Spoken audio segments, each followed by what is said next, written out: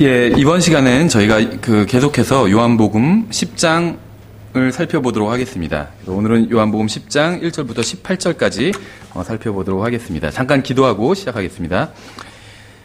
은혜와 진리가 충만하신 하나님 아버지, 저희들 주님 앞에 나와서 또 하나님의 말씀을 공부할 수 있도록 인도해 주셔서 감사드립니다.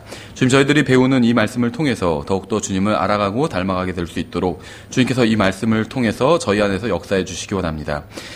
오늘 이 시간을 통해서 오직 주님께서만 영광 받으시기 원합니다. 예수님의 이름으로 기도드렸습니다. 아멘. 예, 요한복음 10장 1절부터 18절까지 저희가 살펴보기 전에 먼저 성경 두 부분을 살펴보고 1절부터 18절까지 보도록 하겠습니다. 잘 아시는 것처럼 요한복음 10장 1절부터 18절까지에서는 이제 참된 목자에 대해서 다루고 있습니다. 그래서 목자와 관련해서 저희가 구약 성경 두 군데를 찾아보려고 하는데요. 먼저 예레미야서 50장을 보시면 이제 잘못된 목자에 대해서 나옵니다. 예레미야서 50장 잘못된 목자에 대해서 나옵니다. 그래서 예레미야서 50장을 보시고 그다음에 이제 시편 23편을 한번 보겠습니다. 예레미야서 50장 6절부터 7절에 보시면 잘못된 목자에 대해서 나와요.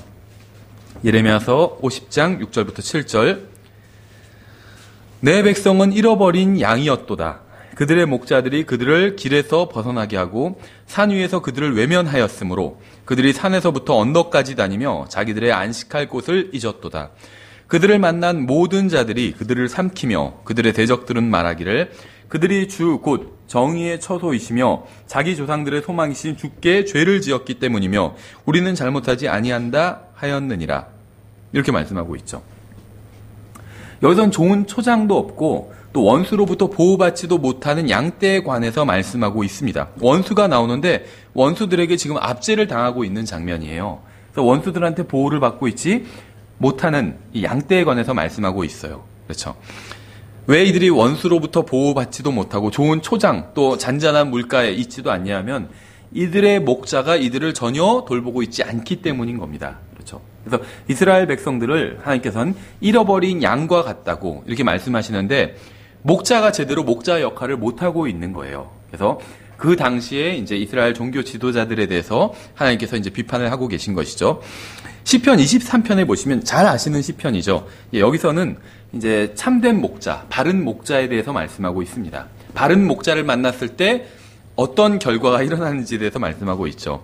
예레미야서 50장에선 잘못된 목자를 만나서 어떤 결과가 일어나는지가 나와 있고 시편 23편에선 바른 목자를 만났을 때 일어나는 결과에 대해서 말씀하고 있어요. 1절부터 보시면 주는 나의 목자시니 내게 부족함이 없으리로다. 그분께서 나를 푸른 초장에 누이시며 잔잔한 물가로 인도하시고 내 혼을 회복시키시며 자신의 이름을 위하여 의의 행로들로 나를 인도하시는도다. 참으로 내가 사망의 그늘진 골짜기를 다닐지라도 해악을 두려워하지 아니하리니 주께서 나와 함께 계시며 주의 막대기와 주의 지팡이가 나를 위로하시나이다. 주께서 내 원수들의 얼굴 앞에서 내 앞에 상을 차리시고 기름을 내 머리에 부으시니 내 잔이 넘치나이다. 내 평생의 선하심과 긍휼이 정녕 나를 따르리니 내가 주의 집에 영원히 거하리로다. 아멘. 여기 나오는 목자는 예레미야서 50장에 나오는 목자는 완전히 다른 목자입니다. 그렇죠. 목자가 바뀌니까 모든 것이 바뀌게 되는 거죠. 예레미야서 50장에선 잘못된 목자였고 종교 지도자들 잘못된 목자였고 이제 여기서는 주님을 목자로 받아들이게 되니까 완전히 다른 결과가 일어나게 된 거죠. 인생 자체가 바뀌어버린 것이죠. 양이 원수들이 있는 곳에 남겨진다는 건 굉장히 위험한 일입니다. 그렇죠. 그래서 예수님께서 제자들을 보내실 때도 내가 이리들 가운데 정말 양을 보내는 것 같다. 너희를 보내는 것 같다. 이렇게 말씀을 하셨었죠. 사랑이 충만한 목자의 보호와 돌봄을 받는 것과 그렇지 못한 삶에는 엄청나게 큰 차이가 있습니다. 요한복음 10장은 7장, 8장, 9장과 마찬가지로 종교 지도자들과 하나님의 아들이신 예수 그리스도와의 대립을 보여주고 있어요. 그래서 요한복음에서는 앞에서 계속 이제 종교 지도자들이 예수님을 대적하는 그러한 장면이 나오죠. 그래서 흉계를 꾸며서 또 예수님을 죽이려고 하고 이런 장면이 나옵니다. 종교 지도자들은 예레미야서 50장에서 말씀하시는 그러한 잘못된 사꾼 목자들이었어요. 그러니까 이스라엘 백성들은 원하기만 하면 시편 23편에서 말씀하시는 목자, 바로 예수 그리스도죠. 이 목자를 선택할 수 있었습니다. 오늘날 이 세상에 사는 사람들은 저마다 모두 특정한 목자를 따르고 있어요. 자기가 인정하든 인정하지 않든 다 목자를 따르고 있습니다. 마치 인정하든 인정하지 않든 다 무엇인가를 믿고 있는 것처럼 마치 교회에 다니고 소위 말하는 기독교인들은 무엇인가를 믿고 있지만 뭐 우리는 아무것도 믿는 게 없다 이렇게 말하는 사람들이 있죠. 난 무신론자라서 믿고 있는 게 없다 이렇게 얘기하는 사람들이 있지만 실제로는 그 사람도 무엇인가를 믿고 있습니다. 믿음이 없는 사람은 없어요. 다만 바른 것을 믿느냐 잘못된 것을 믿느냐 이 차이가 있는 것이겠죠. 마찬가지로 나는 뭐 누구를 따르지 않는데 난 내 마음대로 사는데 이렇게 얘기하는 사람이 있을지 몰라도 실제로는 누군가를 따르고 있습니다. 그렇죠. 아무도 따르지 않는 사람은 없다는 거예요. 예수 그리스도를 목자로 따르는 사람들이 있고 다른 무엇인가 아니면 누군가를 목자로 따르는 사람들이 있어요. 그러니까 다른 어떤 사람을 따르든지 어떤 사상을 따르든지 어떤 물질을 따르든지 뭔가 따르는 게 다 사람마다 있다는 겁니다. 한쪽은 여러분의 모든 필요를 채워줄 수 있는 목자고 예수 그리스도, 다른 한쪽 이 세상에 있는 모든 것들과 모든 사람, 목사 포함해서 모든 사람은 여러분의 필요를 채워줄 수 없는 목자입니다. 바른 목자라 할지라도 좋은 교회 좋은 목사님이라 할지라도 여러분의 필요를 채워줄 수는 없는 목자라는 거예요. 여러분의 필요를 채워줄 수 있는 목자는 예수 그리스도밖에 없습니다. 주님께서 저의 목자라는 사실이 얼마나 저는 감사한지 모르겠어요. 성경은 주님을 자신의 목자로 받아들이면 부족함이 없게 된다고 말씀하고 있습니다. 잘못된 종교 지도자, 무슨 신부, 교황 이런 사람들뿐만 아니라 바른 목사님, 바르게 목회를 하시는 목사님이라 할지라도 그 사람을 내가 목자로 따르면 부족한 게 있게 됩니다. 인간이기 때문에 아무리 바른 사람이라 할지라도 그 사람은 인간이기 때문에 인간은 나의 모든 걸 채워줄 수가 없어요. 오직 예수 그리스도만이 모든 것을 채워줄 수 있습니다. 예수님을 따라야, 예수님이 나의 목자라고 생각하고 예수님을 따라야 부족함이 없는 상태가 된다는 거죠. 안전과 평안, 생명에 부족함이 없게 된다는 겁니다. 이제 요한복음으로 이제 돌아가 보겠습니다. 10장 1절부터인데 저희가 이해를 돕기 위해서 39절부터, 9장 39절부터 한번 쭉 보겠습니다. 예수님께서 이르시되 내가 심판하려고 이 세상에 왔으니 이것은 보지 못하는 자들은 보게 하고 보는 자들은 눈멀게 하려 함이라 하시매 그분과 함께 있던 바리새인 중에 어떤 자들이 이 말씀들을 듣고 그분께 이르되 우리도 눈 멀었느냐 하니 여기서 그분과 함께 있던 바리새인들은 사제, 목사, 랍비, 이맘, 이슬람교 성직자죠. 구루 아니면 인도 무슨 철학자들이죠. 인도의 어떤 그 성직자들, 목사 이런 말들, 정치인들 이런 말로 바꿔도 문맥을 이해하는 데 전혀 무리가 없습니다. 그렇죠. 예수님께서 그들에게 이르시되 너희가 눈 멀었다면 너희에게 죄가 없으려니와 지금 너희가 우리는 본다 하고 말함으로 너희 죄가 남아있느니라 이렇게 말씀하셨죠. 사람들은 자신들이 본다고 하지만 죽으면 어디로 가는지 모르고 있어요. 대부분의 종교 그렇죠. 어떤 목사님이 어떤 신부님과 논쟁은 아니고 이야기를 한 적이 있는데 죽으면 당신은 어디로 가는지 아냐고 하니까 그 신부님이 모른다고 했대요. 그래서 이 목사님은 자기는 안다. 예수 그리스도께서 나의 모든 죄값을 십자가 위에서 치러주셨기 때문에 나는 지옥에 가지 않아도 된다. 난 하늘나라로 갈 수 있다. 이러니까 그 신부님이 왜 이렇게 교만하냐고 그랬대요. 그렇죠. 왜 이렇게 교만하냐고. 그러니까 구원받지 않은 사람들은 우리가 죽어서 하늘나라에 갈 수 있다고 말하면 자기가 잘나서 가는 거라고 자기가 잘났다는 말이구나 이렇게 생각한다는 거예요. 왜냐하면 그 사람들은 구원을 행위로 받는다고 생각하기 때문에 자기가 무슨 그렇게 좋은 일을 그렇게 많이 했다는 건가? 굉장히 교만하다 이렇게 생각한다는 거죠. 근데 사실은 정반대죠. 내가 하나님 앞에서 내세울 행위가 전혀 없다는 걸 깨달았기 때문에 나는 하나님 앞에서 정말 죄인에 지나지 않구나 이걸 깨달았기 때문에 오히려 구원받을 수 있었던 것이죠. 어쨌든지 간에 이 세상의 어떤 종교 지도자들은 자기들이 본다고 그렇게 생각을 합니다. 그렇죠? 예수님 시대에 이런 바리새인들, 종교 지도자들도 자신들이 무엇인가를 본다고 생각을 했어요. 하지만 예수님께서 보실 때는 그 사람들이 아무것도 볼 수 없던 사람들이었죠. 영적으로는 소경과 같았다는 겁니다. 그래서 이제 하나님께서 심판하실 때 그 심판의 기준이 물론 하나님의 말씀대로 하지만 각자 자기가 안다고 생각하는 그것을 이제 물어보시겠죠. 그래서 이 바리새인들한테는 더 높은 기준으로 이제 심판을 하시겠죠. 예, 그래서 이제 10장이 시작됩니다. 진실로 진실로 내가 너희에게 이르노니 문을 통해 양 우리에 들어가지 아니하고 다른 길로 넘어가는 자 바로 그 자는 도둑이며 강도이나 문을 통해 들어가는 자는 양들의 목자니라. 문지기는 그에게 문을 열어주고 양들은 그의 음성을 듣나니 그가 자기 양들을 이름으로 불러 그것들을 밖으로 인도하느니라. 우리가 이제 여기서 그 교리적인 걸 지금 다 따져보는 건 아니지만 예수님께서 이제 공중으로 오시면 각자 우리의 이름을 부르시겠죠. 그럼 이제 우리 듣는 사람만 자기 이름을 부르는 게 들릴 거예요. 마치 사도 바울을 예수님께서 다마스커스로 가는 길에서 사도 바울을 만나셨을 때 사도 바울의 이름을 부르셨는데 다른 사람들은 그게 뭐 천둥 소리라고 이렇게 생각을 했죠. 근데 사도 바울은 이제 자기 이름을 부르시고 자기에게 말씀하시는 그 예수님의 이제 음성을 들을 수가 있었죠. 마찬가지로 예수님께서 나중에 공중으로 오시면 이제 우리 각자의 이름을 부르실 겁니다. 그럼 우리를 이 세상 밖으로 공중으로 인도해 내실 거예요. 그럼 거기서 우리가 주님과 만나게 될 겁니다. 그렇죠? 예, 그래서 그가 자기 양들을 이름으로 불러 그것들을 밖으로 인도하느니라. 그가 자기 양들을 내놓은 뒤에 그들 앞에 가면 양들이 그의 음성을 알므로 그를 따라오되 낯선 자들의 음성은 알지 못하므로 낯선 자를 따르지 아니하고 도리어 그에게서 도망하느니라 하시니라. 여기서 잠시 양에 대해서 한번 생각을 해보겠습니다. 양. 하나님께서 이제 사람들을 양으로 비유하고 계세요. 그렇죠? 지금 이 본문에서는. 근데 우리가 이제 도시에 사는 사람들이 농촌에 사는 사람들보다 성경을 이해하는데 어려움을 겪는 경우들이 있어요. 왜냐하면 성경은 도시가 아닌 농촌에서 볼 수 있는 것을 이제 더 많이 다루고 있기 때문에. 그렇죠? 양은 굉장히 어리석은 동물입니다. 그러니까 똑똑한 동물은 아니라는 거예요, 양은. 저도 뭐 잘은 모르지만 이렇게 자료들을 찾아보면 양은 스스로 집에 돌아오지 못한다고 합니다. 스스로의 힘으로. 그러니까 소나 말이나 심지어 닭도 식사 시간이 되거나 뭐 저녁에는 밤에는 이제 우리로 돌아오는데 양은 그렇지 못한다는 거예요. 집 근처에 있어도 스스로 집으로 딱 찾아가질 못한다는 겁니다. 집 근처까지 와서도 막 음매하면서 울고 있대요. 그러니까 자기를 데려가 달라는 거죠. 그렇죠? 그러니까 우리가 무슨 잃어버린 개가 집으로 돌아왔다. 수천 킬로미터를 막 가로질러서 수백 킬로를 가로질러서 멀리서 여행 가서 잃어버린 개인데 집으로 돌아왔다. 뭐 이런 이야기를 들은 적이 있잖아요. 그렇죠. 신문 기사에서 나기도 하고, 200km 무슨 도로를 따라 집으로 돌아온 개 이야기, 이런 것이 있다는 거죠. 근데 집으로 돌아온 양 이야기, 이런 건 없다는 거예요. 개는 집으로 돌아와도 양은 못 돌아온다는 겁니다. 양은 누군가 그 양을 찾아오기 전에 스스로 돌아오지 못한다는 거예요. 아예 무슨 야생의 사냥이 아니고서야 일반적인 기르는 양들은 돌아오지 못한다는 거예요. 그래서 성경에서도 양을 찾아 나가는 목자의 이야기가 나오잖아요. 왜냐하면 가만두면 양이 찾아올 수가 없기 때문에 할 수 없이 목자가 가서 나머지 양떼는 두고 가서 찾아올 수밖에 없었다는 거죠.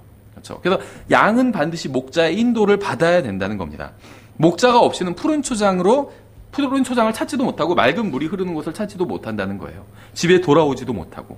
그래서 양에게는 반드시 목자가 있어야 된다는 겁니다. 그래서 예수님께서는 인간을 양에 비유하셨어요. 인간은 누군가를 따르려는 속성을 가지고 있습니다. 그렇죠? 물론 개 중에 어떤 사람들은 자기가 지도자가 되려는 그런 사람도 있지만 대부분의 사람들은 누군가를 따르려고 하는 그런 마음을 가지고 있다는 거예요. 그렇죠? 그래서 앞에서 무엇인가 그럴듯해 보이는 이야기를 하면서 막 확신을 가지고 그럴듯해 보이는 이야기를 하면 수많은 사람들이 뒤를 따라오게 된다는 거죠. 그래서 무엇인가를 극렬하게 지지하든지 아니면 무엇인가 극렬하게 반대하면 수많은 사람들이 뒤를 따라오게 된다는 겁니다. 그렇죠? 그래서 양들, 이 세상 사람들, 모든 사람들은 어떤 전쟁을 반대하는 영화 배우를 따르고 아니면 경제적 평등을 외치는 무슨 연예인들을 따르고 아니면 신부, 교황, 목사, 랍비, 이슬람 시교자, 이맘 이런 사람들을 따라갑니다. 지도자가 뭐라고 하면 그 지도자가 하는 말을 맹목적으로 믿는다는 거예요. 그렇죠. 또 어떤 분들 예를 들면 어떤 바른 진리를 알려주고 아니면 바른 성경을 알려줘도 그 앞에서는 그게 맞는 것 같고 막 수긍을 해도 본인 교회에 돌아가서 다시 목사님한테 물어본다든지 전도사님한테 물어보고 와서 우리 목사님이 그러는데 우리 전도사님이 그러는데 그거 아니래요. 우리 신부님이 그러는데 꼭 그런 거 아니래요. 꼭 예수님만 믿어야 구원받는 건 아니래요. 이런 식으로 얘기한다는 거예요. 그렇죠.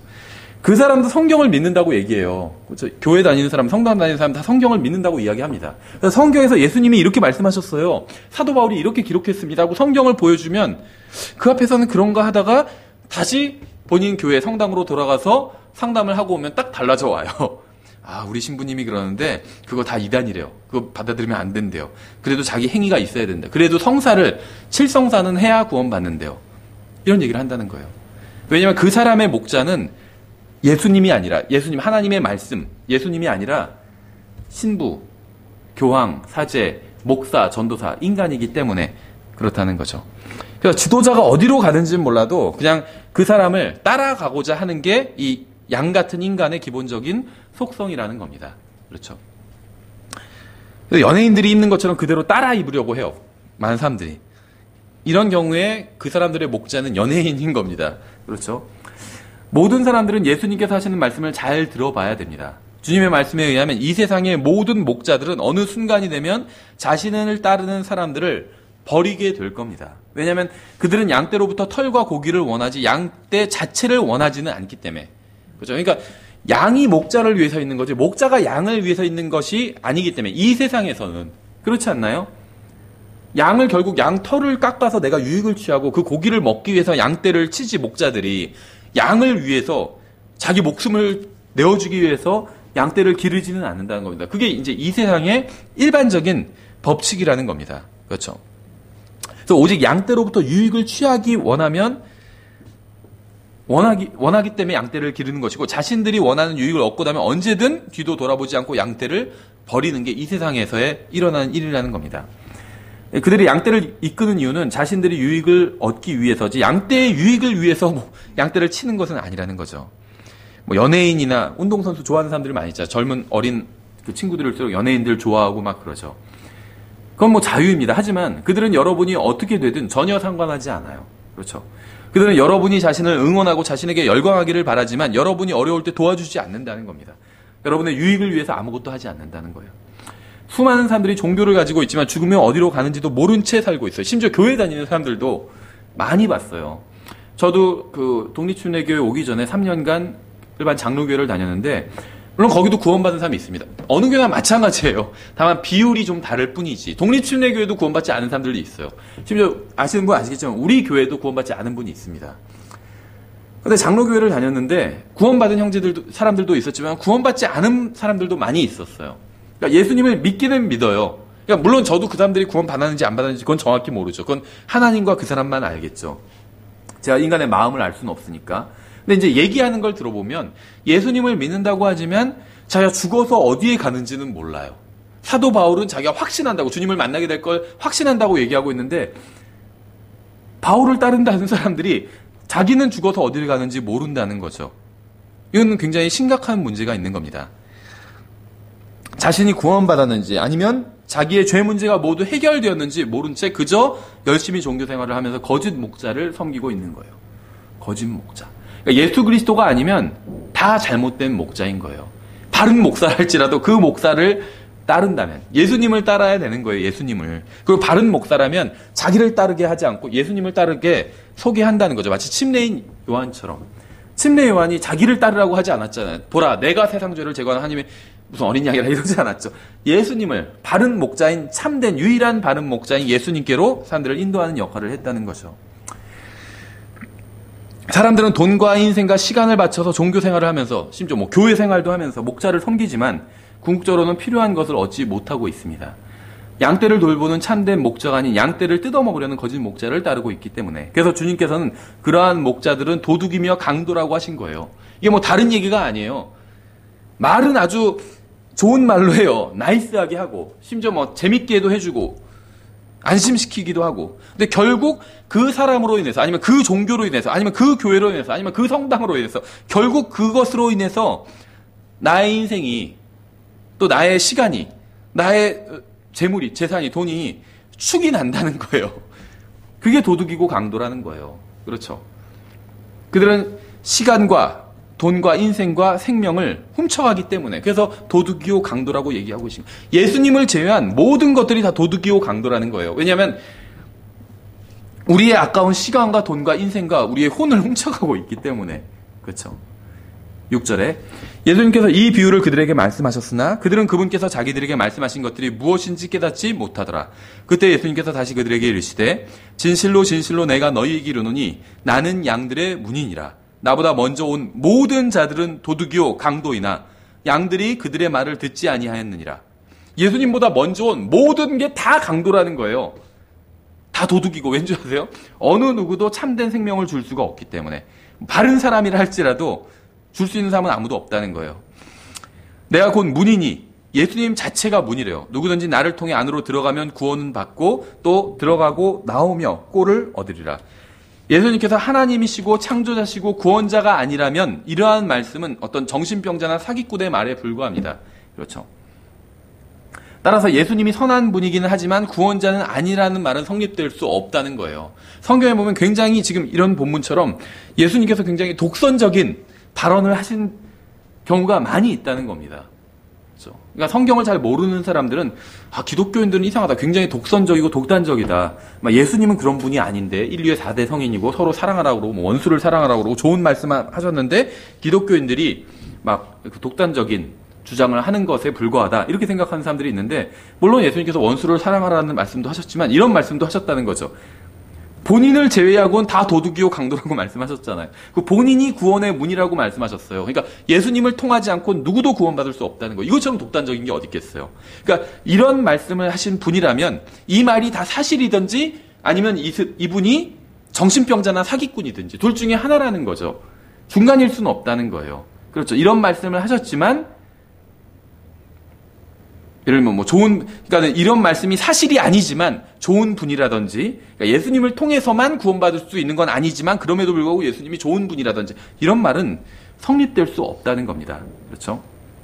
예수님이 구원자가 아니라면 예수님은 결코 선한 분일 수 없다는 거예요. 예수님이 하신 말씀들이 다 거짓말이라면 이분은 선한 분일 수가 없다는 거죠. 여러분이 어디를 가건 누구를 따르건 예수님이 아닌 다른 사람을 따른다면 아무런 유익을 얻지 못할 겁니다. 저를 따라도, 그렇죠. 저도 존경하는 목사님이 있어요. 그분 성경 공부도 듣고 인터넷으로. 저도 많이 제가 배우는 목사님이 있습니다. 하지만 그 사람을 따른다 할지라도 실패하게 되고 실망하게 될 거라는 거죠. 왜냐하면 참된 목자는 한 분밖에 없기 때문에, 예수 그리스도밖에 없기 때문에. 목사건 신부건 사제건 교황이건 랍비건 이맘이건 선생님이건 그들은 여러분의 돈과 희망과 믿음과 혼을 훔쳐가고 있는 겁니다. 예수님께로 여러분을 인도해 주지 않는다면. 오직 예수님만이 참된 문이시고 따라서 예수님 외에 다른 문을 제시하는 모든 목자들은 도둑이요 강독이기 때문에. 그렇죠? 푸른 초장으로 가고 싶으면 반드시 예수 그리스도를 따라야 돼요. 맑은 물을 마시고 싶으면 반드시 예수님을 따라야 됩니다. 내 신앙생활이 뭔가 지금 잘못된 것 같다. 그러면 내가 지금 예수님을 따르고 있지 않기 때문이에요. 어느 교회를 다니든 상관없어요. 우리 교회를 다닌다 해도 마찬가지예요. 예수님을 따르지 않으면 그러면 신앙생활에 하나님과의 관계에 문제가 생기게 됩니다. 그렇죠. 영원한 생명에 들어가고 싶으면 반드시 예수님을 따라야 됩니다. 우리는 선택해야 돼요. 예수 그리스도께서 모든 사람들의 유일한 구원자가 되신다고 받아들이든지 아니면 그분은 그저 정신병자나 사기꾼이었을 뿐이라고 생각하든지 둘 중에 하나를 선택해야 된다는 거예요. 주일학교 학생들이 부르는 복음성가에도 있는 것처럼 구원의 문은 오직 하나밖에 없습니다. 문 하나를 두고 양쪽의 사람들이 나뉘어 있는 거예요. 구원의 문 안으로 들어온 사람들이 있고 아직 밖에서 서성이는 사람들이 있어요. 여러분 어느 쪽에 계신가요? 예수 그리스도라는 구원의 문을 열고 들어오셨나요? 아니면 문 밖에 계시나요? 예수님이 구원의 문이에요. 여러분은 예수님이라는 문을 통해서 그분 안으로 들어와 있든지 아니면 그분 밖에 있든지 둘 중에 하나입니다. 그렇죠? 말씀드린 것처럼 성경 잘 모르는 사람들 중에는 기독교인들 너무 독선적이다. 예수님은 실제로 그렇게 독선적인 발언을 하신 분이 자기를 통해서만 구원받아 어떻게 그렇게 독선적인 발언을 하셨겠냐. 모든 종교가 다 좋다고 그런 말씀을 하셨겠지. 원수도 사랑하라고 하신 분이기 때문에 이렇게 생각하는 사람들이 있어요. 하지만 주님께서 분명하게 자신이 구원의 문이고 다른 문으로 들어오는 모든 자들은 다 도둑이요 강도라고 말씀하셨습니다. 독선적이라는 말이 일반적으로는 좋지 않은 말이죠. 그렇죠? 그런데 진리는 독선적이에요. 진리는. 정답은 하나일 수밖에 없기 때문에. 그렇죠? 그러니까 사람들이 기독교를 판단할 때 어떻게 자기네들만 맞다고 얘기하냐, 독선적이다 이렇게 얘기를 하는데 실제 수학능력 시험이나 무슨 시험을 볼 때는 답은 하나라는 거죠. 그럼 출제위원한테 가서 어떻게 1번만 정답이라고 할 수 있어요? 너무 독선적이에요. 2번도 맞게 해줘서 이렇게 주장하는 사람 없다는 겁니다. 그러면 미친 사람 소리를 듣겠죠. 정답은 언제나 하나예요. 그렇죠? 정답은 하나예요. 수학에서 정답이 마이너스 2면 그것만 정답이지 어떻게 마이너스 2만 정답일 수 있어요? 마이너스 1도 정답으로 해주세요. 이렇게 얘기할 수 없다는 거죠. 진리는 독선적입니다. 그래서 진리는 예수님이 하신 말씀도 독선적으로 들릴 수밖에 없습니다. 구원의 문은 오직 하나예요. 저는 구원의 문이 아니에요. 그렇죠? 어떤 목사도 구원의 문이 아닙니다. 우리 교회도 구원의 문이 아니에요. 오직 예수 그리스도만 유일한 구원의 문입니다. 이 문 외에 다른 문을 제시한다면 다 도둑이요 강도예요. 어떤 교회를 할지라도. 그렇죠? 왜 구원의 문을 열고 안으로 들어와야 될까요? 성경은 예수님께서 자신이 구원의 문이라고 말씀하시면서 이 문을 열고 들어오라고 지금 말씀하고 계세요. 왜 들어오라고 말씀하고 계실까요? 밖에는 도둑들과 강도들이 있기 때문이에요. 아까 말씀드린 것처럼 도둑들과 강도들이 하는 일이 뭘까요? 나의 소중한 재산을 뺏어가는 일을 하는 게 도둑들과 강도들이 하는 일이에요. 단순히 저도 많이 만나봤어요. 어떤 교회에 있다가 나오게 됐는데 거기서 뭐 20년, 30년을 무슨 파 교회에 있다가 예를 들면 나왔는데 20년, 30년을 신앙생활 했는데 뭐 정말 철저하게 다 털렸더라고요. 가진 게 하나도 없을 뿐더러 뭐 빚만 잔뜩 있어요. 완전히 곤고하게 된 상태가 됐고 인생이 완전히 망가져 버렸어요. 그렇죠? 그래서 뭐 보통 사람들만 돈이 없는 게 아니라 무슨 소위 세상에서 봤을 땐 잘 나가는 사람들, 의사, 변호사 이런 전문직이었는데도 돈이 한 푼도 없어요. 철저하게 거기서 막 무슨 명목으로 헌금을 막 너무 많이 뜯어간다는 거예요. 다 뜯겼기 때문에. 안타깝더라고, 얘기를 들으면. 20-30년간 거기서 신앙생활을 했는데, 뭐 돈도 하나도 없고, 막 정말 이 혼이 완전히 지친 상태예요. 너덜너덜해진 상태예요. 그렇죠. 근데 돈만 뜯기면 차라리 그거는 나아요, 어떻게 보면. 근데 소중한 정말 인생을 뜯기고, 낭비하고, 그렇죠. 감정을 정말 완전히 상할 대로 상한 상태가 돼서 다시 진리를 찾고, 그런 분들이 있었어요. 많이, 지금도 만나고 있어. 막 상담 전화가 오고, 가끔이지만. 그래서 예수님께서는 도둑이요 강도라고 표현하신 거예요. 예수 그리스도 안에만 참된 평안과 안식과 쉼과 생명과 풍성한 생명이 있습니다. 예수님 밖엔 그런 게 없어요. 누가 자기네 교회를 통해서, 자기를 통해서 그런 걸 줄 수 있다고 얘기한다면 그 사람은 도둑이요 강도예요. 결국 그 사람이 내가 가진 재산과 아니면 이 노력을 착취하기 위해서 거짓말을 하고 있을 뿐이라는 것이죠. 구원은 오직 예수 그리스도와 어떤 관계를 맺었는가와 관련이 있습니다. 그렇죠? 예수님과 어떤 관련을 맺었는가. 예수님을 나의 구원자로 받아들였다는 말의 의미는 뭐냐면 예수님께서 십자가 위에서 죽으셨는데 세상 죄 값을 모두 다 치르기 위해서 십자가에서 돌아가신 것이죠. 근데 그뿐만이 아니라 나의 죄값, 구체적으로 나의 죄값이 그 십자가 위에서 다 치러졌다고 믿는 것. 그래서 이걸 받아들이기만 하면 나를 구원해 주시겠다는 이 말씀을 믿는 것. 이게 예수님을 나의 개인적인 구원자로 받아들인 거예요. 이 로마 카톨릭에 다니는 카톨릭 천주교인들은 그게 안 돼요. 예수님이 누구세요? 그러면 세상의 구세주입니다. 구원자입니다. 이렇게 얘기를 해요. 예수님이 십자가 위에서 무엇을 하셨어요? 그럼 세상의 죄값을 치르기 위해서 십자가에서 죽으셨습니다. 그런 얘기를 해요. 그 사람들도 똑같이. 그러면 당신의 모든 죄값도 다 치러졌겠네요? 하면 대답을 못해요. 그렇죠. 그러니까 예수님이 죄값을 치러주셨다고, 세상 죄값을 치러주셨다고는 믿지만 내 자신 개인의 구원자로 받아들이지 못한, 예수님이 구원자라고는 인정하지만, 카톨릭도 예수님 구원자라고 얘기해요. 예수님이 구원자라고 인정하지만 나의 개인의 구원자로는 받아들이지 못한 거예요. 그렇죠. 피를 나에게 적용을 하지 못한 거예요. 그렇죠. 그래서 구원받지 못한 겁니다. 그래서 이 문 안으로 들어와야지 그것이 곧 예수님을 나의 구원자로 받아들인 것입니다. 그래야지 도둑이요 강도들로부터 안전해질 수 있다는 거예요. 저는 이 예수 그리스도라는 문을 열고 예수 그리스도, 그리스도의 몸 안으로 들어왔습니다. 그러니까 제가 아직도 모르는 게 굉장히 많겠지만 최소한 이 부분에 있어서는 이제 도둑과 강도들한테 당하지 않아요. 그렇죠? 누가 자기네 교회에 와야지만 구원받는다. 자기한테 기도를 받아야지만, 자기한테 안수를 받아야 된다. 그래야지 구원받을 수 있다. 아니면 자기네 교회에 헌금을 많이 해야지 구원받을 수 있다. 이런 얘기에 속지 않는다는 거예요. 왜냐하면 저는 예수 그리스도라는 문을 열고 그분 안에 들어갔기 때문에. 10절, 도둑이 오는 것은 다만 도둑질하고 죽이고 멸망시키려 함이거니와 내가 온 것은 양들이 생명을 얻게 하고 또 생명을 더욱 풍성히 얻게 하려 함이라. 이렇게 말씀하고 있죠. 예수 그리스도께서는 여러분에게 영원한 생명을 주실 수 있습니다. 여러분에게 영원한 생명을 주실 수 있는 유일한 분이에요. 그렇죠. 천주교회나 개신교회나 침례교회, 심지어 성경대로 믿는 독립침례교회도 영원한 생명을 줄 수가 없어요. 지난번에 말씀드린 적이 있는데, 어떤, 이제 기도선에서, 구원파에서 오신 분인데, 꼭 그런 걸 물어보시더라고요. 장로교회에도 구원이 있나요? 그렇게. 그래서 그분들을 모아놓고 어떤 독립침례교회 목사님이 집회를 하시는데 그렇게 얘기를 하셨다고 하더라고요. 장로교회는 구원이 없습니다. 근데 구원파 교회도 구원이 없습니다. 본인의 교회, 독립침례교회도 구원이 없습니다. 이렇게 얘기를 했대요.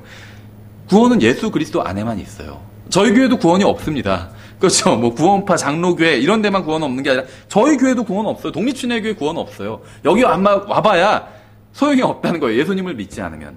구원은 예수 그리스도 안에 있어요. 그래서 구원은 어떤 것, 침례 교회 어떤 것 안에 있는 것이 아니라 인격 안에 있어요. person. 예수 그리스도라는 그분 안에 구원이 있는 거예요. 그래서 그분을 받아들이면 구원은 예수 그리스도 안에 있기 때문에 구원이 내 안에도 있는 거예요. 그분을 내가 받아들이면 성령님을 통해서 그분이 내 안에 들어오시잖아요. 그렇죠. 영원한 생명을, 우리는 구원받는 순간에 영원한 생명을 받았죠. 영원한 생명이 다른 게 아니에요. 예수 그리스도가 영원한 생명이에요. 그분 안에 영원한 생명이 있는 거예요. 근데 예수 그리스도를 내가 받아들였잖아요. 그럼 예수 그리스도께서 실제로 내 안에 들어오시는 거예요. 그럼 내 안에 영원한 생명이 있는 거예요. 그러니까 예수님을 내 안에 모시고 있는 사람은 영원한 생명이 있어요. 모시고 있지 않은 사람은 영원한 생명이 없는 거예요. 예수님 따로, 영원한 생명 따로, 무슨 그런 게 아니라는 거죠. 그렇죠. 오직 예수 그리스도 안에만 영원한 생명이 있습니다. 그래서 어느 교회를 다니건 상관없어요. 예수 그리스도를 내 안에 받아들인 사람은 장로교회건 구원파건 침례교회건 성경교회건 구원받은 사람인 거예요. 그 사람 안에 영원한 생명이 있는 것이고. 근데 지금 예수님께서 하시는 말씀은 그뿐이 아닙니다. 더욱 풍성한 생명을 주실 수 있다는 거예요. 구원뿐 아니라 영원한 생명뿐 아니라 더욱 풍성한 생명을 주실 수 있대요. 만일 여러분이 그리스도 안에 있으면 더욱 풍성한 삶을 살 수 있게 된다는 거예요. 영원한 생명을 얻는 구원으로 만족하지 말고 풍성한 삶을 살아야 된다는 거예요. 이게 무슨 말씀인지 아세요? 주님께서 주신 생명을 누리는 삶을 살아야 된다는 겁니다. 구원받기 전에 저는 영원한 생명이 제 안에 없었어요. 그렇죠. 근데 구원받고 내가 예수 그리스도를 내 구원자로 받아들이는 순간 성령님께서 내 안에 들어오셔서 나를 구원해 주셨죠. 거듭나게 해주셨어요. 그 영원한 생명을 주셨습니다. 그래서 예수님께서 하나님 아버지 우편에 앉아 계시지만 성령님을 통해 내 안에 들어와 계신 거예요. 여러분도 마찬가지고 여러분이 예수 그리스도를 영접했다면 받아들였다면 성령님을 통해서 예수 그리스도께서 여러분 안에 들어와 계신 거죠. 왜냐하면 성령님은 하나님의 영인데 예수님은 하나님이기 때문에 성령님은 결국 예수님의 영인 거죠. 그러니까 예수님의 영이 여러분 안에 들어와 계신 거예요. 여러분이 예수님을 받아들였다면 구원자로 그러면 저는 새로운 생명을 받게 된 거죠. 영원한 생명을 받게 된 겁니다. 그렇죠. 근데 성경은 지금 그것만 말씀하고 있는 게 아니라는 거예요. 생각해 보세요. 영원한 생명을 받으면 어떻게 되죠? 죽어도 다시 살게 되죠. 그래서 예수님께서 나를 믿는 자는 죽어도 다시 살겠고 이렇게 말씀하신 거죠. 죽어도 다시 살게 돼요. 왜냐하면 영원한 생명을 받았기 때문에. 죽지 않는 건 아니에요. 죽어요. 우리도 예수님 믿는 사람도 다 죽잖아요. 그런데 죽어도 다시 살게 된다는 겁니다. 부활하게 된다는 거예요. 영원한 생명을 받았기 때문에. 그 죽으면 하늘나라에 가게 된다는 겁니다. 근데 그뿐만이 아니라는 거예요. 죽어서 하늘나라에 가게 되면 그때서야 비로소 영원한 생명을 누리게 되는 것이 아니라 이 세상에서도 누릴 수 있게 된다는 거예요. 예수님의 생명을 내가 누릴 수 있게 된다는 겁니다. 어떻게 하면 누릴 수 있을까요? 결국 답은 하나로 모아지죠. 그분께 내어드리면이에요. 내어드리면. 나의 인생을 그분께서 사시도록 내어드리면. 나의 생각대로 살지 않고 하나님의 말씀대로 살면 그분의 뜻대로 사는 거예요. 그럼 그분께서 하나님의 말씀을 통해서 나의 인생이지만 내가 내어드리면 그분께서 대신 사시는 거예요. 그럼 풍성한 삶을 살게 되는 거예요. 생각해보세요. 예수님께서 얼마나 풍성한 삶을 사셨겠어요. 이 세상에 계실 때 하나님을 온전히 기쁘시게 하는 풍성한 삶을 사셨잖아요. 그래서 하나님께서 하늘에서 이는 내 사랑하는 아들이요 내가 매우 기뻐한다고 여러 번 말씀하셨잖아요. 우리는 그런 말씀을 드린 적이 없어요. 하나님께. 그렇죠. 우리는 하나님의 뜻대로 살지 구원은 받았지만 하나님의 뜻대로 살지 못할 때가 너무나도 많이 있기 때문에. 하지만 예수님은 하나님의 뜻대로 온전히 사셨다는 거죠. 풍성한 열매를 맺는 풍성한 삶을 사셨어요. 근데 우리가 영원한 생명, 예수 그리스도의 생명을 우리가 가지고 있다는 건 우리도 죽어서 하늘나라에 가면 아니라 지금 이 세상에 지금부터 그렇게 살 수 있다는 거예요. 어떻게 하면 내가 내 생각대로 내 뜻대로 하지 않고 하나님의 말씀대로 살면 나의 생각과 어떤 일을 해야 되는데 내 생각, 내 경험으로는 이렇게 해야 돼요. 하나님 말씀에 저렇게 하라고 돼 있어요. 그럼 저렇게 하는 거예요. 하나님 말씀대로. 내 생각과 다르더라도. 그렇죠. 그럼 더 풍성한 삶을 살게 된다는 겁니다. 죄송합니다. 우리는 주님께서 주신 생명을 누리는 삶을 살아야 됩니다. 단순히 구원받은 아내, 남편, 부모, 자녀가 아니라 주님의 생명을 누리는 남편과 아내와 부모와 자녀가 돼야 된다는 거예요. 구원받은 것으로 만족하지 말아야 된다는 겁니다. 예수님을 믿는 아내는 더욱 아내의 역할을 충실히 할 수 있어요. 예수님을 믿는 남편은 더욱 남편의 역할을 충실히 할 수 있습니다. 부모나 자식 마찬가지죠. 진정으로 예수님을 믿고 따른다면 인생이 완전히 달라질 수밖에 없습니다. 푸른 초장이 없던 인생에 푸른 초장이 생기게 된다는 거예요. 맑은 물이 없던 인생에 맑은 물이 흐르게 된다는 겁니다. 주님의 보호와 평안과 선하심과 긍휼이 평생 뒤를 따르게 된다는 거예요. 그렇죠. 그리고 주님의 집에 영원히 거하게 된다는 겁니다. 목자를, 예수 그리스도라는 목자를 선택하게 되면 시편 23편에서 고백하는 것처럼 주님의 집에 영원히 거하게 된대요. 왠 줄 아세요? 하나님의 자녀가 아들이 되기 때문에, 또 예수 그리스도의 신부가 되기 때문에 영원히 가족이 되니까 주님의 집에 영원히 거하게 된다는 겁니다. 예수님께서 주신 인생은 그분 없이 살던 인생과 비교할 수 없을 정도로 좋은 인생이에요. 따라서 예수님을 따르는 사람의 인생은 그 이전의 인생과는 완전히 달라질 수밖에 없습니다. 하늘나라에서는 수백만 명의 사람들이 이것이 사실이라고 아마 증언할 거예요. 그렇죠. 하늘나라에 가면 아마 제일 많이 할 일이 간증일 것 같아요. 수백만 명의 사람들이 동일한 간증을 하겠죠. 주님을 받아들이고 목자로 섬기고 목자로 따르고 나서 인생이 완전히 변했다. 이런 간증 아마 엄청나게 많이 할 겁니다. 여러분도 원한다면 여러분의 인생에서 직접 경험할 수 있습니다. 풍성한 삶을 사느냐 마느냐는 여러분에게 달려있어요. 왠 줄 아세요? 하나님께서는 이미 다 마련해놓고 기다리고 계시기 때문에 여러분이 주님의 말씀대로 산다면, 주님의 뜻대로 산다면 풍성한 인생을 살 수 있게 돼요. 마치 예수 그리스도께서 이 세상에서 사셨던 것처럼. 11절, 나는 선한 목자니라. 선한 목자는 양들을 위해 자기 생명을 주거니와. 여기에 이제 종교와 예수님의 차이가 있는 거죠. 종교와 정치는 이 세상과 완전히 반대가 됩니다. 그렇죠? 이것과는 완전히 반대가 돼요. 그러니까 예수님께서는 선한 목자는 양들을 위해서 자기 생명을 준다고 말씀하셨어요. 목자가 양들을 위해서 자기 생명을 준다, 이렇게 말씀하고 있죠. 근데 이건 이 세상의 방식과는 완전히 다른 방식이라는 거예요. 예수님께서는 자신을 따르는 사람들에게 생명을 바치라고 하지 않으시고 자신이 먼저 그들을 위해서 생명을 바치셨습니다. 종교는 사람들에게 그들이 희생해야 구원받을 수 있다고 가르쳐요. 하지만 예수님께서는 자신이 희생해서 우리가 구원받게 하셨습니다. 예수님은 선한 목자예요. 선한 목자는 도망가거나 양떼를 희생시키지 않고 자신의 목숨을 바쳐 양떼를 구합니다.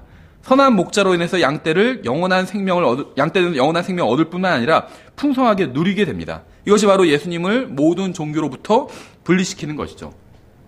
12절, 목자가 아닌 삭군 곧 양들이 자기 것이 아닌 자는 이리가 오는 것을 보면 양들을 버리고 도망하나니 이리가 그것들을 붙잡아가고 또 양들을 해치느니라. 여기서 말하는 목자는 목사를 의미하지 않습니다. 왜냐하면 구원받은 사람 중 누구도 목사에게 속하는 사람은 없기 때문에. 그렇죠. 구원받은 사람은 누구나 신부나 사제나 랍비나 목사나 교황이나 다른 어떤 사람에게 속하지 않습니다. 구원받으면 자동적으로 예수 그리스도께 속하게 돼요. 그래서 목회를 하실 분들도, 목회를 하고 있는 분들도 어떤 사람을 자기 거라고 생각하면 안 돼요. 자기 거라고. 그렇죠. 그래서 어떤 분이 이런 얘기를 했어요. 목사는 공무원과 같아야 된다. 그러니까 우리가 생각할 때 공무원이 좀 부정적이죠. 자기는 굉장히 철법통이지만 사람들한테는 굉장히 막 고압적인 자세로 나오고, 이런 나쁜 공무원 말고 정말 원래 공무원. 그럼 공무원은 국민을 섬기기 위해서 있는 거잖아. 봉사하기 위해서. 그렇죠. 그러니까 목사는 어떤 양들의 소유주가 아니라는 거예요. 이 세상 목사들은 공무원이지, 섬기는 사람이지. 그렇죠? 우리 교회 다니다가 다른 교회 갈 수도 있어요. 근데 막 다른 교회 가면 막 저주를 하고 이런 목사님들도 있어요. 독립주의 교회에서도 심지어 가려고 하는 그 교회 목사님 막 욕하고. 그렇죠. 사실 그 목사님이요, 비리가 엄청 많은 목사님을 가지 마세요. 거기는 가지 마세요. 하면서 많이 욕하는 분들도 있고. 바른 자세가 아니라는 거죠. 그렇죠. 양천구에서 제가 근무하는 공무원이에요.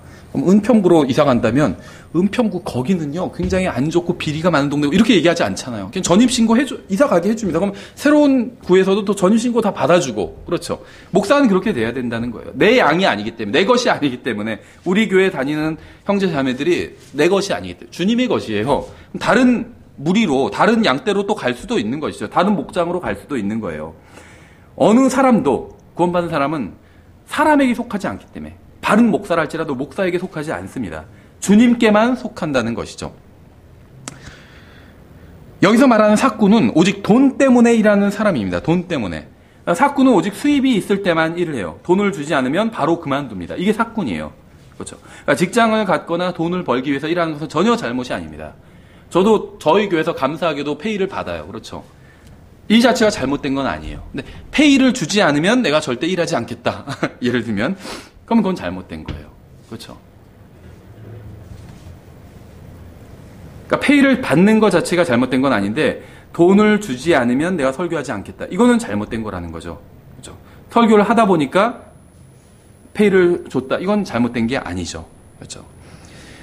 예수님께서는 여기서 자신은 그런 이익과 무관하게 양들을 돌보고 있다고 이제 말씀하고 있는 겁니다.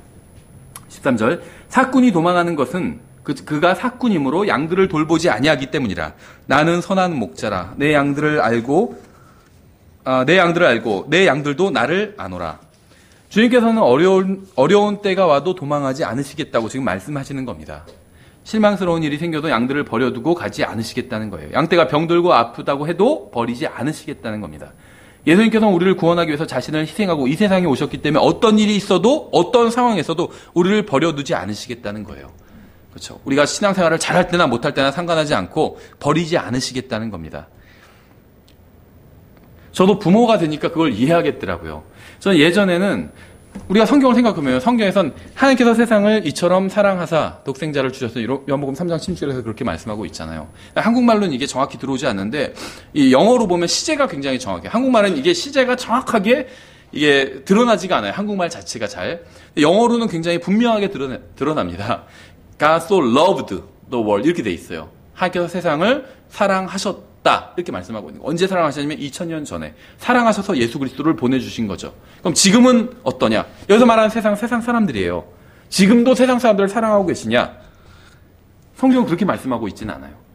오히려 반대로 얘기하고 있어요. 요한복음 3장에서도 36절에서 아들을 믿는 자에게는 생명이 있고 믿지 않는 자는 하나님의 진노가 그 머리 위에 있다고 말씀하고 있어요.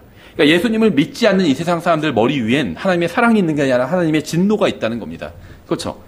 대신 하나님께서는 그들을 과거에 사랑하셨어요. 다시 말하면 제가 예수님을 구원자로 받아들이기 전엔 하나님께서 저를 사랑하지는 않으셨습니다.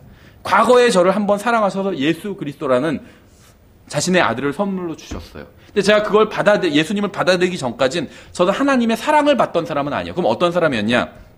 하나님의 진노를 받기 직전의 사람이었습니다. 왜냐하면 아들을 믿는 자는 생명이 있고 믿지 않는 자는 머리 위에 진노가 있다고 요한복음 3장 36절에서 분명히 말씀하고 있기 때문에. 근데 제가 믿는 순간 그 진노가 사라지고 하나님의 사랑받는 자녀로 태어나게 되었습니다. 그렇죠? 그러면 내가 오늘 구원받았다면 어저께까지만 해도 내 머리 위엔 진노가 있었지만 오늘부터 하나님의 진노가 내 머리 위에서 사라지고 하나님의 사랑을 받게 된 것이에요, 저는. 그렇게 성경을 공부하다 보니까 정리가 됐는데 그게 느껴지지는 않더라고요. 과연 물론 전 성경을 믿으니까 그게 맞는 말이라고 믿지만 과연 그게 피부로 와닿지는 않더라고요. 어저께까지 내가 진노를 받다가 오늘부터 하나님의 사랑을 받는 존재가 되었다. 피부로 느껴지지는 않았는데 자녀를 낳다 보니까 그게 이해가 되더라고요. 그래서 제가 이제 둘째를 12월 25일에 낳았잖아요. 그럼 12월 25일에 저는 그 둘째 아기를 처음 봤어요. 그렇죠? 그전엔 제가 본 적이 없어요. 저희 집사람 뱃속에 있었기 때문에. 그런데 태어나서 딱 봤는데 그 본 순간 전 사랑하게 되었습니다. 그렇죠? 본지 1시간밖에 안 됐기 때문에 아직 사랑하지 않는다. 그렇게 얘기하지 않는다는 거죠. 우리가 밖에서 누군가를 만나면 본지 1시간밖에 안 됐는데 사랑하지는 않잖아요. 그렇죠? 시간이 더 지나고 사랑하게 되고 이렇게 되는 것이. 근데 자녀의 경우엔 그렇지 않다는 거죠. 본지 1분밖에 안 됐지만 사랑에 빠지게 돼요. 나의 생명을 나눠준 자녀이기 때문에 하나님도 마찬가지라는 거예요. 우리가 예수 그리스도의 생명을 가지고 있기 때문에 구원받은 지 1분밖에 안 됐다 할지라도 하나님의 사랑을 받는 사람이 되었다는 겁니다. 그렇죠? 그래서 예수님께서 우리를 구원하기 위해서 자신을 희생하고 이 세상에 오셨기 때문에 어떤 일이 있어도 어떤 상황에서도 우리를 버려두지 않으실 겁니다. 전 여러분이 바로 이분을 믿었으면 해요. 예수 그리스도. 그분을 따라갔으면 합니다. 그분을 목자로 따랐으면 좋겠어요. 저는 여러분이 종교나 목사나 교회나 침례교회나 독립침례교회나 심지어 성경대로 믿는 교회가 아닌 예수 그리스도를 믿었으면 좋겠어요. 성경대로 믿는 교회에 속해야 돼요, 여러분들은. 근데 여러분이 믿어야 될 대상은 아무리 잘 믿는 교회라 할지라도 교회가 믿음의 대상은 아니라는 겁니다. 믿음의 대상은 항상 예수 그리스도여야 한다는 겁니다. 참된 목자이신 예수 그리스도를 여러분이 믿어야 돼요. 그러면 여러분은 생명을 얻고 양육과 보호와 사랑을 받고 만족을 얻게 될 것이고 선하심과 긍휼이 평생 여러분의 뒤를 따르게 될 것이고 주님의 집에서 영원히 거하게 될 겁니다. 15절 아버지께서 나를 알듯이 나도 아버지를 아노니 나는 양들을 위해 내 생명을 내놓느니라. 예수님께서는 양떼가 필요로 하는 생명을 가지고 계셨습니다. 양떼가 필요로 하는 생명은 예수님의 생명이었어요. 그렇죠. 우리가 필요로 하는 생명은 다른 사람의 생명이 아니라 예수 그리스도의 생명이에요. 이 생명이 있어야 영원히 살 수 있게 되기 때문에 주님께서 자신의 생명을 나눠주신 거예요. 근데 물론 주님께서 소유하고 가지고 계셨던 생명은 영원하고 무한한 생명이었기 때문에 사람들에게 나눠준다고 해서 줄어들거나 없어지지 않아요. 오히려 더 많아집니다. 마치 오병이어의 기적에서 볼 수 있는 것처럼 빵 5개와 물고기 2마리였어요. 나눠주니까 더 많아졌잖아요. 나중에 12강줄이 수거할 만큼, 모을 만큼 그렇게 많아졌잖아요. 그렇죠. 예수님의 생명이 이와 같다는 거예요. 비유로 보여주고 있는 거예요, 이것이. 예수님의 생명을 나눠 가질수록 더 많아지게 된다는 겁니다. 그렇죠. 그래서 주님께서는 우리에게 자신의 생명을 나눠주셨습니다. 예수님께서는 자신이 양떼를 대신해 죽는 방법을 통해서 자신의 생명을 나눠주신 겁니다. 이것이 바로 종교와 예수님의 차이죠. 예전에 교황이 십자군 전쟁을 일으키고 또 이슬람이 지하드를 지금 벌일 때 그들은 신을 위해서 다른 사람을 죽이라고 가르칩니다. 그렇죠. 신을 위해서 다른 사람을 죽이고 너도 죽어라. 그렇게 가르치잖아요. 그렇죠. 이슬람이 그렇게 가르치잖아요. 자살폭탄 테러를 하도록 가르치잖아요. 하나님을 위해서 사람들을 죽이라는 것이 종교입니다. 하지만 성경의 하나님이신 예수 그리스도는 사람들을 위해서 자신의 생명을 내려놓으셨어요. 자기가 죽으신 거예요. 주님께서는 지금 여러분에게 다른 사람을 죽이라든지 주님을 위해서 죽기를 요구하지 않으시고 믿고 생명을 누리라고 말씀하고 계세요. 그거는 주님께서 이미 해주셨어요. 예수님은 우리를 위한 구원의 문이 되기 위해서 양팔과 다리가 십자가에 못 박히셨습니다.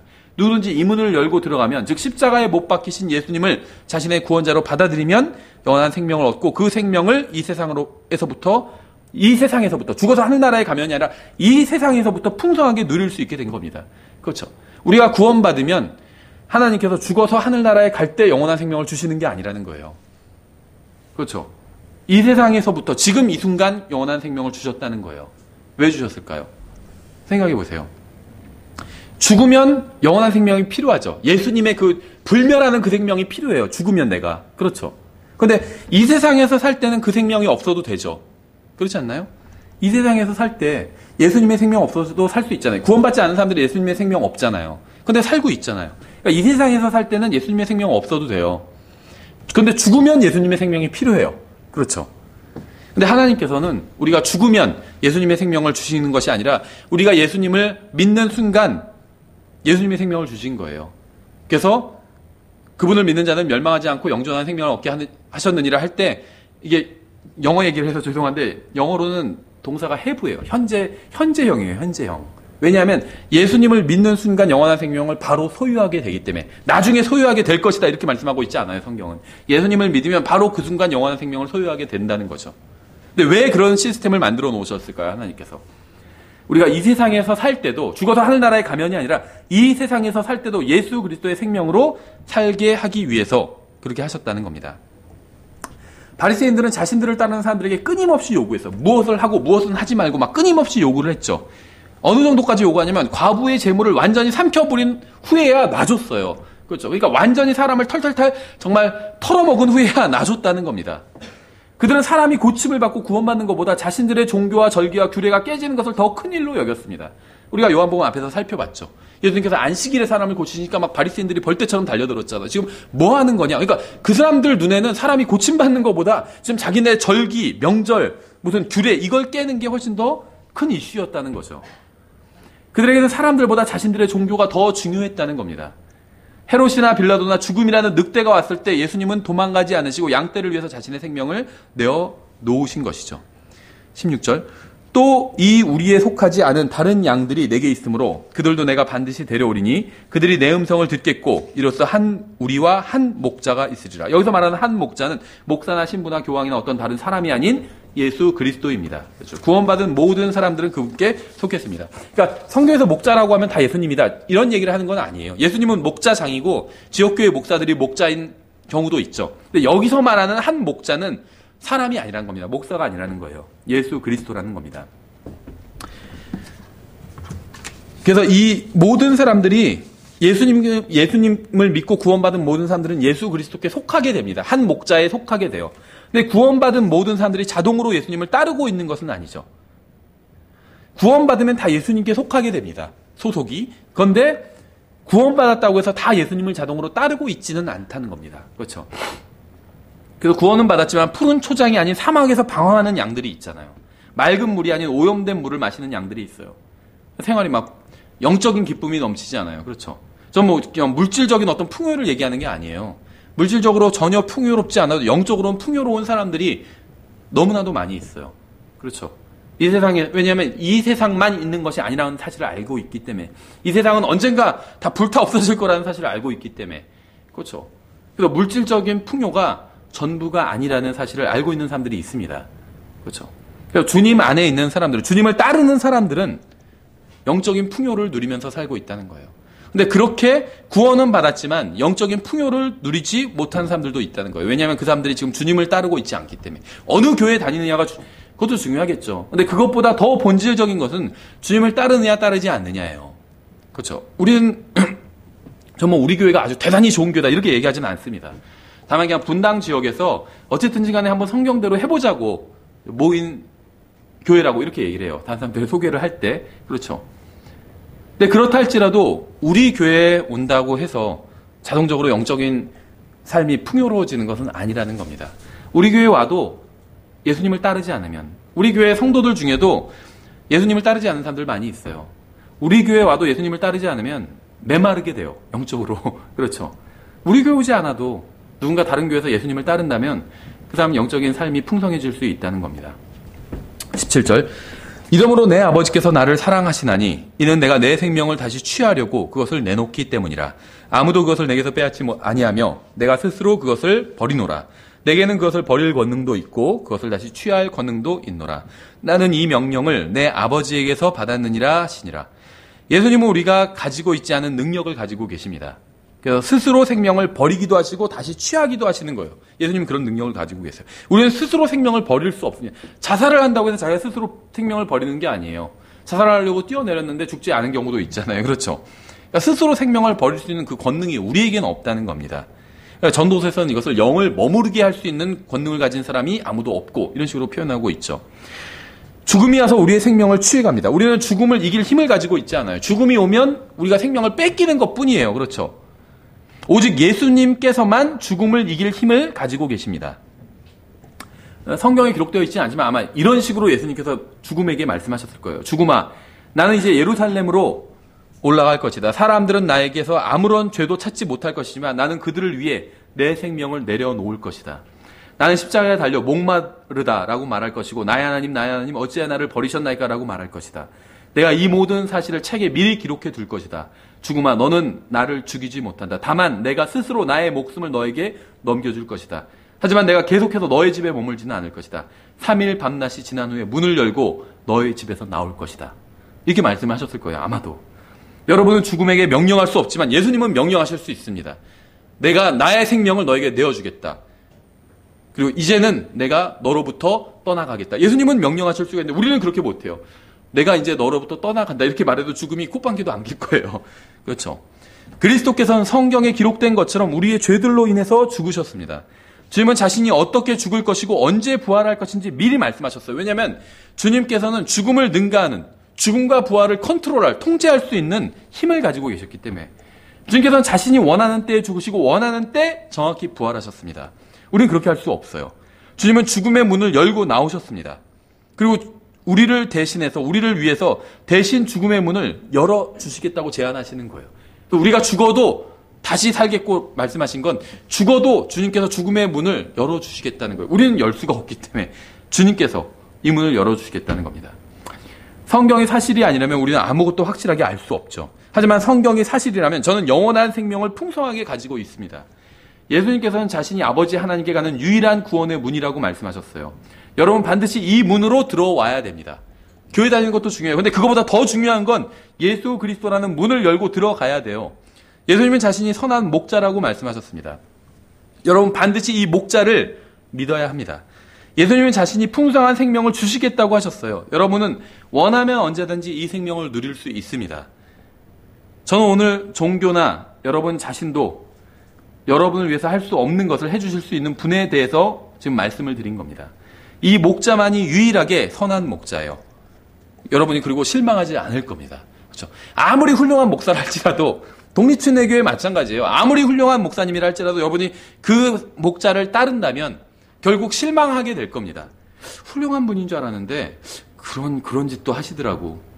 그런 얘기 많이 들어봤어요.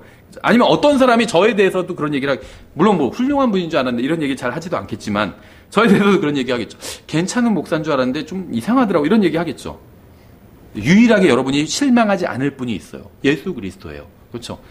신성 모독적인 표현일 수 있지만 그분을 알면 알아갈수록 실망하지 않고 더 매력을 느끼게 될 겁니다. 아, 그분을 더 사랑하고 싶다. 알면 알수록 그렇게 될 거예요. 그렇죠. 이분을 여러분이 목자로 받아들이신다면 생명을 얻는 것뿐만 아니라 더욱 풍성한 생명을 누리게 될 겁니다. 그러면 여러분도 내 평생의 선하심과 긍휼이 정녕 나를 따르니 내가 주의 집에서 영원히 거하리로다. 이런 다윗과 동일한 고백을 여러분도 하게 될 거예요. 이 모든 축복은 값없이 받을 수 있는 겁니다. 값없이. 아무런 능력이나 재물이나 재능이 없어도 된다는 거예요. 그저 지금 모습 그대로 예수 그리스도라는 목자를 받아들이고 예수 그리스도라는 문을 열고 들어가기만 하면 돼요. 그분이 십자가에서 피 흘리신 이유가 나 때문이다. 물론 온 세상을 위해서죠. 근데 나 때문이다. 온 세상이 다 괜찮아서 다 괜찮은 사람이라 할지라도 죄인이 이 세상에 나 하나만 있다 할지라도 예수님은 십자가 위에서 죽으셨을 거예요. 그렇게 믿는 게 예수님을 나의 개인적인 구원자로 받아들이는 겁니다. 그러면 모든 것이 변하게 될 거예요. 영원한 목적지가 변할 것이고 이 세상에서의 인생도 가치관도 보는 시각도 다 변하게 될 겁니다. 여러분이 이미 이분을 알고 이분을 이미 따르고 있기를 바랍니다. 예, 다음 시간에 계속해서 19절부터 살펴보도록 하겠습니다. 기도하고 마치겠습니다. 하나님 아버지, 주님께서 저희들에게 해주신 모든 일로 인해서 감사드립니다. 예수 그리스도라는 목자를 저희에게 주셔서 감사드립니다. 저희가 온 마음을 다해서 따르기 원합니다. 만약 이 메시지를 듣는 사람 중에 아직 구원받지 못한 사람이 있다면, 예수 그리스도라는 문을 열고 들어오지 않는 사람이 있다면 자신의 혼이 얼마나 소중한 것인가를 깨달을 수 있도록 주님께서 그에게 깨달음을 주시기 원합니다. 주님께서 저희들 안에서 역사해 주신 것처럼 그 사람 안에서도 역사해 주셔서 구원받을 수 있도록 주님 도와주시기 원합니다. 주님으로 인해서 감사드립니다. 저희가 저희의 생각을 버리고 주님의 말씀대로 이 세상에서도 살 수 있도록 주님 저희를 도와주시고 붙들어 주시기 원합니다. 감사드리며 예수님의 이름으로 기도드렸습니다.